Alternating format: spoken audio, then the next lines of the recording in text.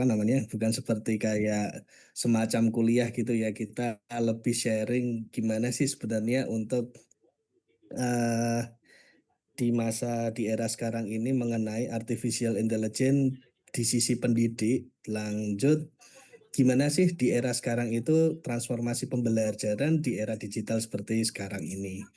Nah, ini eh, sudah kelihatan.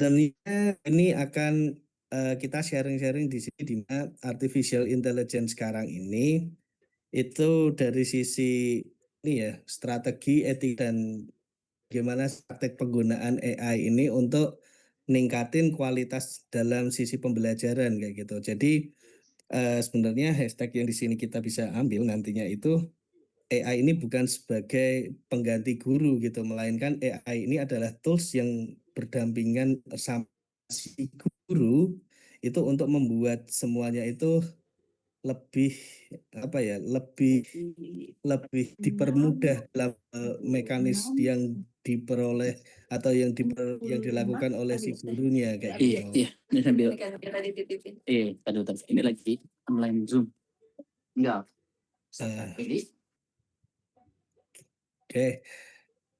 Nah, sebenarnya pada masa sekarang ini pembelajaran digital ini memang nggak bisa dipungkirin memang berjalan begitu cepat ya.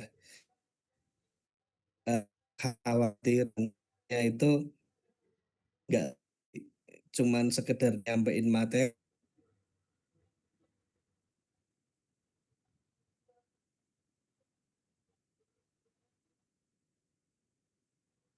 Maaf Pak, suaranya agak mute kayaknya. Mute Pak Sony. Oke.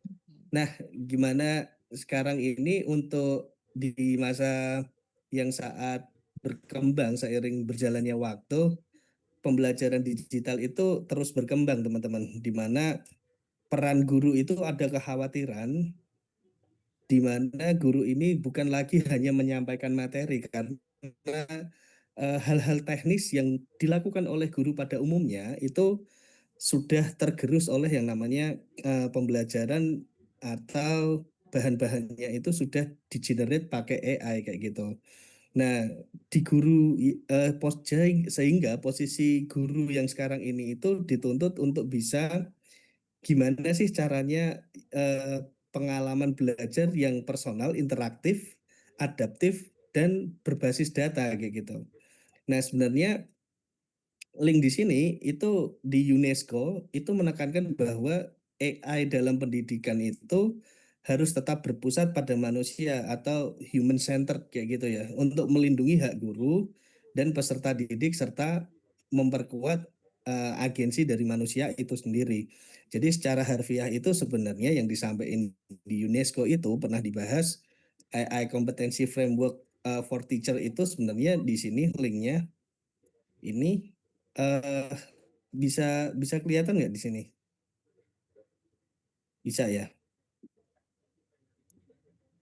Nah, di sini ini dibahas bahwasannya human centered mindset itu tetap ditekankan bahwasannya kekhawatiran mengenai AI itu memang belum bersifat ini ya, tidak harus menjadikan momok yang memang krusial untuk menggantikan posisi si guru kayak gitu. Nah, lalu di sini sebenarnya tujuan daripada kita sharing atau berbagi kali ini ada 5 di sini. Kita ada konsep teori dasar bahwasannya AI ini bagaimana teknologi ini bekerja dalam konteks pendidikan. Terus gimana caranya kita bisa mengidentifikasi manfaat data dukung problem. Nah, lalu menggunakan secara praktis gimana kita seluruh itu rancangan, pelaksanaan, dan mengevaluasi dari hasil kayak gitu. Lalu menerapkan adanya sebenarnya di prinsip etika ini lebih ditekankan bagaimana caranya privasi, etika, dan integritas di akademik itu harus dijaga. Dan ada batasan-batasan di mana seorang pendidik itu memang ketika berinteraksi dengan AI itu mestinya ada etika dan ada limitasi yang dibatasi kayak gitu. Lanjut untuk menyusun strategi dari rancang strategi konkret untuk mengintegrasikan AI secara bertanggung jawab di kelasnya. Nah, lalu sebenarnya halo, oke. Nah, sebenarnya di sini udah pada tahu kalau apa sih sebenarnya artificial intelligence kan udah mungkin familiar ya kalau kita bahas AI itu apa sebenarnya kayak gitu. Ya kalau bisa dirangkum secara secara sederhana itu AI ini sebenarnya teknologi yang memungkinkan mesin melakukan tugas yang biasanya membutuhkan kecerdasan manusia, mulai dari ngenalin bahasa hingga membuat keputusan yang kompleks. Sehingga sebenarnya yang keputusan kompleks kayak gini sebenarnya itu sesuatu pekerjaan yang bisa diselesaikan oleh kita secara manual tapi membutuhkan waktu yang lama. Atau mungkin sebenarnya bisa terselesaikan juga secara manual, tapi dari sisi waktu AI ini bisa memangkas atau bisa mengurangi, bisa meng-cut off waktu itu kayak gitu dan bisa terselesaikan dengan waktu yang secara signifikan cepat. Nah, jadi bagaimana sih AI bekerja secara sederhananya itu sebenarnya bermula dari kumpulan suatu yang memang itu kumpulannya banyak. Nah, secara itu data yang masif tersebut itu akan dia dilatih, ibarat kata ketika anak itu belum bisa belajar jalan, belum bisa berjalan, anak itu melihat dulu, sama-sama manusia, melihat orang dewasa itu belajar itu seperti apa, melangkahkan kaki, masih dipegangin seperti itu, dan pola itu terus dilatih sehingga misalnya si bayi itu bisa menentukan, oh kalau jalan itu seperti ini kayak gitu. Oh kalau memprediksi keputusan habis kaki kanan berarti kaki kiri yang dilangkahin kayak gitu. Dan dari data itu kan kumpulannya banyak ya, bukan cuma teks tapi berupa visual, berupa yang lain itu bisa disebut data. Nah, kemampuan utama AI itu sendiri ini contoh di pendidikan ya. Ini kalau berupa teks kayak gitu AI ini dapat memahami pertanyaan dan menghasilkan teks yang relevan. Terus ditambah lagi AI juga bisa membantu guru membuat penjelasan, rangkuman, ini sudah umum banget dipakai. Lalu yang disebut namanya data berupa gambar maupun visual, ini bisa dibaca atau bisa diartikan sama si engine AI ini kayak gitu. Sehingga AI ini bisa meriksa hasil pekerjaan berupa bukan hanya teks tapi bahkan berupa gambar. Terus AI bisa dapat memberikan rekomendasi yang dipersonalisasikan dan AI ini juga bisa bahkan membuat materi atau latihan sesuai dengan kemampuan si siswa. Menyusun rangkuman teks hingga sampai AI ini bisa membantu si guru itu menentukan intervensi atau strategi pembelajaran yang tepat dari kumpulan siswa yang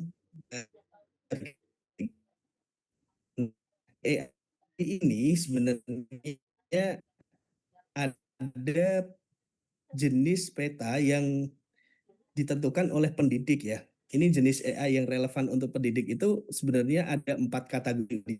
Nah, yang pertama itu adalah Gen AI atau bisa diartikan generatif AI. Ini sebenarnya yang masih bersifat untuk membuat konten-konten pembelajaran secara otomatis berdasarkan instruksi si guru.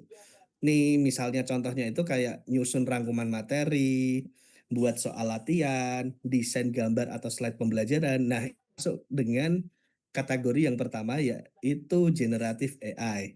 Nah, kalau yang kedua ini lebih dari yang pertama, lebih dari kategori yang pertama, yakni bisa disebut atau dikategorikan sebagai adaptive learning AI. Nah, bedanya kalau yang pertama ini, adaptive learning AI itu akan materi tingkat kesulitan sesuai dengan kemampuan si siswa. Misalnya kayak latihan yang berbeda untuk tiap siswa. Misalnya dari si guru itu dalam satu kelas ada 40 anak. Nah, adaptive learning AI itu dia dari 40 anak dia akan bisa membeda-bedakan latihan mana yang tepat untuk si siswa.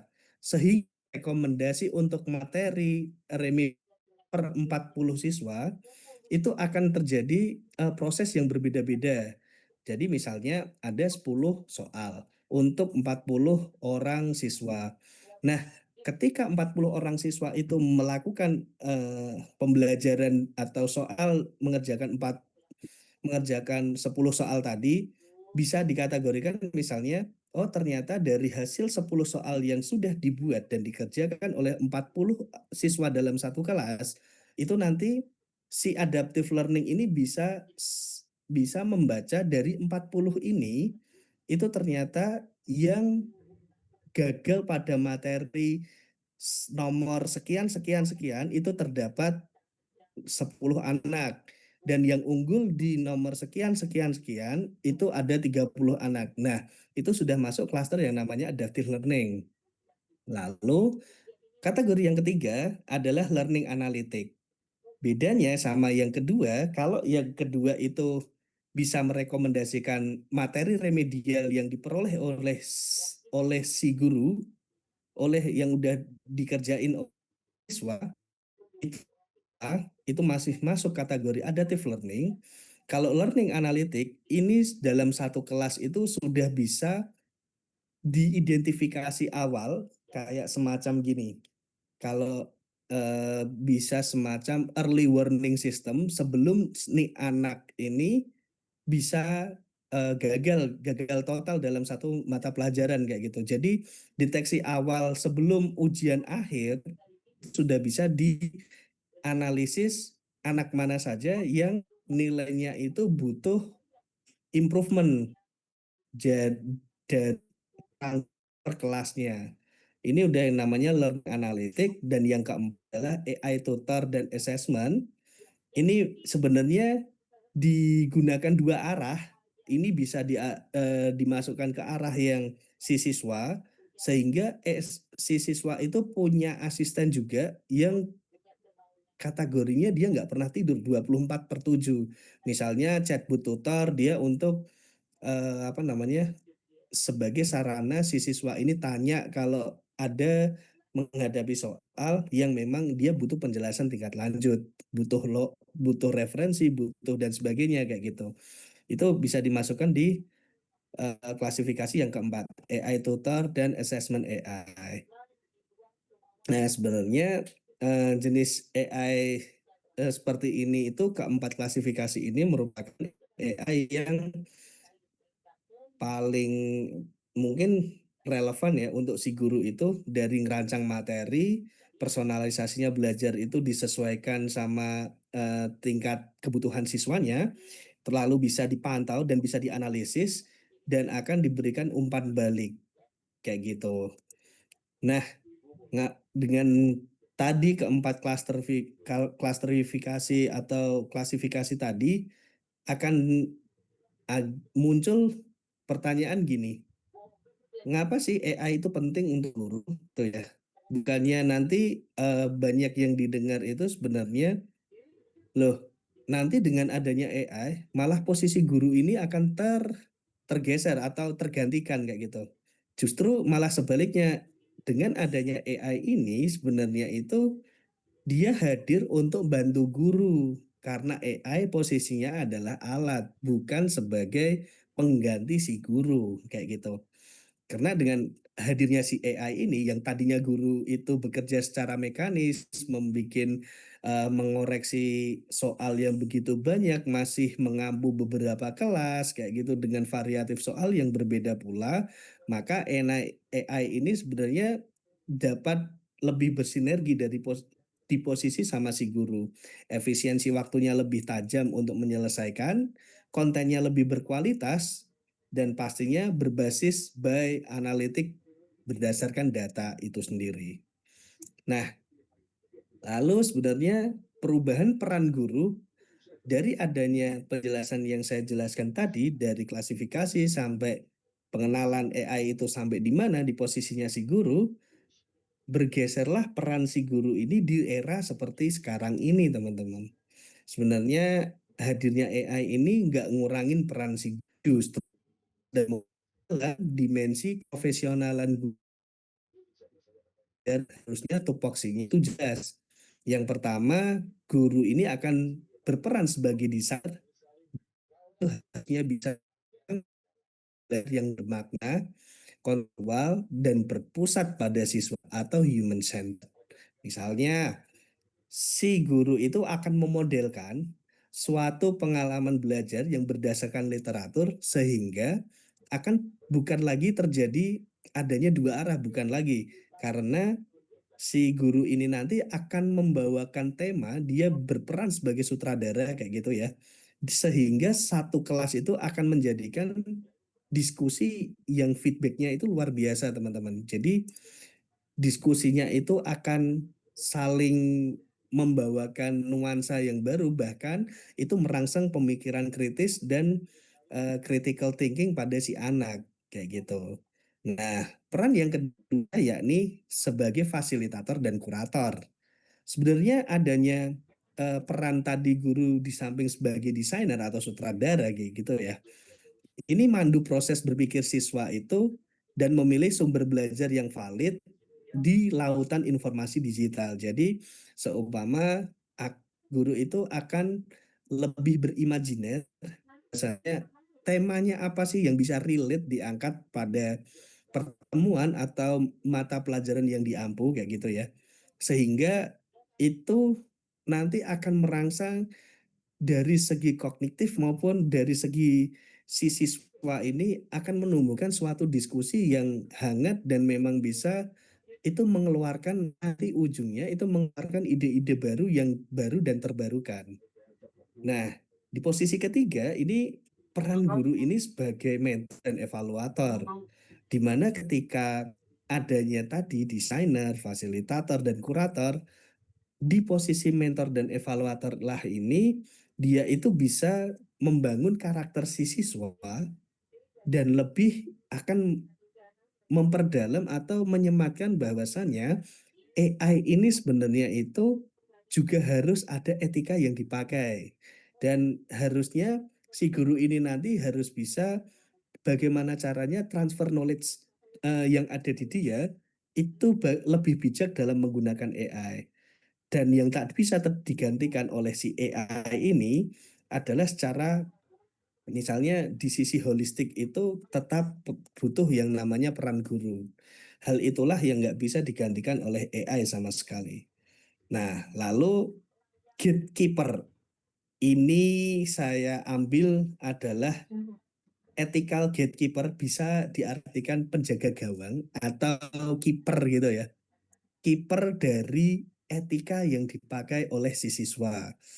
Itu bagaimana AI itu dipakai dan dipertanggungjawabkan, bagaimana guru itu memberi pemahaman transfer knowledge yang memadai bahwasanya kepada si siswa ini hal apa saja sih sebenarnya yang AI kita itu boleh berinteraksi dengan AI, namun data-data privasi kita itu harus terlindungi kayak gitulah. Dan etika-etika akademik itu yang seharusnya itu nggak dilanggar dan itu memberikan pemahaman langsung kepada siswa ini peran seorang guru dan tidak bisa disampaikan oleh AI kayak gitu. Nah, jadi jelas sudah bahwasannya AI ini sebenarnya nggak gantiin posisi teman-teman. Apa sih yang bisa AI tadi udah jelas ya, faster. Yang kedua tepat karena pola dan data yang dikirimkan untuk dilatih sama si AI itu banyak sekali. Ngeringkas info itu pasti, AI jago. Bantu ide awal itu pasti. Nah, yang hanya dipahami guru ini di sebelah kanan ini sebenarnya di sisi di mana si AI ini tuh goblok dan bahkan bisa di AI itu nggak eh, nggak bakal bisa gantiin si guru karena kapanpun yang tahu kondisi emosi si siswa itu adalah si guru atau pengampunya atau mentoringnya yang ketemu sama siswa dalam dan berinteraksi heart to heart, terus ketemu tiap hari, daily to do kayak gitu. Budaya kelas. AI nggak akan bisa baca kalau seumpamanya dalam satu kelas kita di Indonesia punya banyak ragam budaya. Misal satu kelas dari berbagai macam latar belakang dan kebudayaan dari yang keluarga yang berbeda-beda. Ini AI nggak akan paham. Lalu ada karakter, apalagi karakter individu ya. Biasanya nih yang sering banyak, misalnya kita menjumpai bahwasanya guru anak SD gitu ya. Nah, guru anak SD itu ketika rapot, pengambilan rapot kayak gitu ya. Ini fase-fase pengambilan rapot kayak gitu. Biasanya si guru itu akan memberikan apa ya? Memberikan informasi mendetail mengenai per anaknya pada wali atau orang tuanya saat ngambil rapot. Nah, peran itulah yang nggak bisa digantiin nih sama si AI. Belum lagi ada faktor dinamika sosial, nilai moral, dan konteks sekolah serta komunitas. Hal-hal inilah sebenarnya yang poinnya sama sekali nggak bisa digantiin sama si mesin AI. Jadi di sini kita jelas tahu bahwa kalau AI itu memperingan iya, tapi kalau menggantikan apalagi menggeser atau menghilangkan posisi guru itu sama sekali tidak. Kayak gitu. Jadi eh ini yang di bawah kalimat yang bisa tak share gitu ya. AI itu sebenarnya nggak gantiin guru, tapi sebenarnya justru memperkuat peran guru sebagai fasilitator, pembimbing, dan pengambil keputusan pedagogis. Nah, ini nih. Dari sini kita muncul bahwa di UNESCO itu ada kompetensi AI untuk guru. Ini kebetulan saya juga bertindak sebagai asesor di BNSP gitu ya, Badan Nasional. Halo. Nah, di BNSP saya sebagai asesor itu sedang hangat-hangatnya kayak gitu ya, mau adanya skema AI for teacher atau AI untuk guru atau pendidik kayak gitu, dan skemanya itu sedang disusun sebetulnya kayak gitu. Nah, ini siklusnya ada 15 kompetensi utama dimensi ya. Ini kalau dirangkum ini memang ada 5 dan di dalamnya ini juga saring ini ya bergandeng nek kalau orang Jawa ngomong itu gandeng ceneng itu berarti bahasa Indonesianya apa ya? Saring berkelanjutan kayak gitu. Dari pola pikir pada manusia atau perspektif humanize, terus harus ada ini etika AI-nya, penggunaan AI itu harus dipertanggungjawabkan, ada dasar aplikasi AI, pemahaman teknis, pedagogis AI, pembelajaran profesional. Nah, ini kalau di UNESCO ada 15 kompetensi nih ini.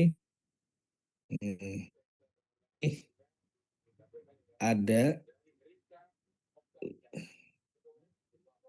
tadi mana ya? Oke. Nah, kita lanjut bahwasannya di transformasi pembelajaran dengan AI. Jadi bahwasanya pembelajaran tradisional itu kan masih ya seragam, satu arah dari gurunya ngomong ke depan kayak macam pidato kayak gitu.